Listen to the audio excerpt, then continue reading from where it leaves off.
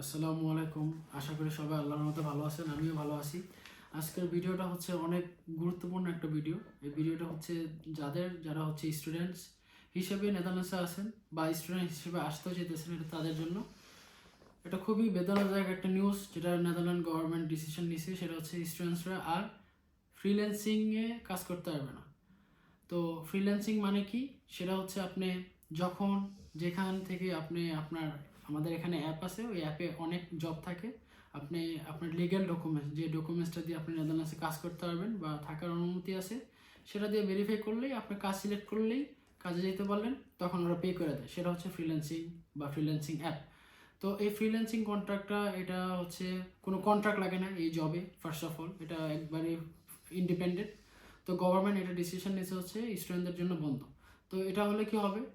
এখন একটা স্টুডেন্ট একটা ন্যূনতম সাবজেক্টও যদি পড়তে যায় ব্যাচেলরের, সেটা হচ্ছে 11 থেকে 13 লাখ টাকা বাংলাদেশি টাকা লাগে। সেটা হচ্ছে 11 থেকে 13 হাজার ইউরো, ডিপেন্ডস করে সাবজেক্টের উপর। ফার্স্ট অফ অল, ওইটা আপনার সেভ করতে হবে টিউশন দেওয়ার জন্য, টিউশন ফি দেওয়ার জন্য। তারপর নেদারল্যান্ডস ইউরোপের মধ্যে স্টুডেন্টসদের জন্য অনেক এক্সপেন্সিভ একটা দেশ। এখানে মিনিমাম আপনি যদি পড়ালেখা আর থাকা খাওয়া, সেটা হচ্ছে মিনিমাম 1 থেকে 1.5 লাখ টাকা। সো ওভারঅল এটা হিউজ অ্যামাউন্ট একটা স্টুডেন্টদের জন্য। বাট আগে এটা কোনো প্রবলেমই ছিল না, 16 এপ্রিলের আগে। তো বাট 16 এপ্রিলের পরে এটা স্টুডেন্টদের জন্য বন্ধ হওয়ার জন্য এখন এটা খুবই খুবই হতাশা, আর হচ্ছে খুবই সমস্যার স্টুডেন্টদের জন্য। তাদের ফিউচার খুবই এখন কি বলবো, ইনফিনিটি একটা অন্ধকারে। তো এই জন্য ভিডিওটা করা, যেন যারা স্টুডেন্ট হিসেবে বিশেষ করে নেদারল্যান্ডসে আসার পরিকল্পনা নিছেন বা সাবমিট করছেন বা করবেন ইন ফিউচারে, তাদেরকে আমি বলবো 100 বার ভাবেন, আরও ভাবেন।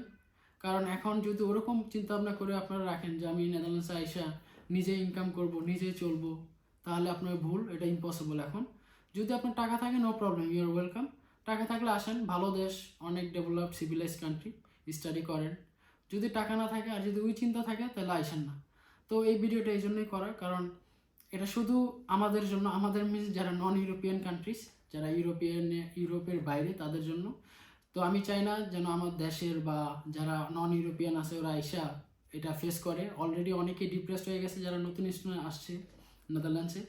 তো হ্যাঁ, যদি আপনার কোনো আত্মীয়, ভাই বোন বা রিলেটিভস বা ফ্রেন্ডস, যে যেখান থেকে যদি প্ল্যান নিয়ে থাকে নেদারল্যান্ডসে আসবে, তাদেরকে এই খবরটা, ভিডিওটা শেয়ারের মাধ্যমে জানায় দেন যে নেদারল্যান্ডসে এখন ফ্রিল্যান্সিংয়ে কাজ করা স্টুডেন্টদের জন্য বন্ধ। দ্যাট মিনস আর্নিং ইজ, মানে এখন স্টপ।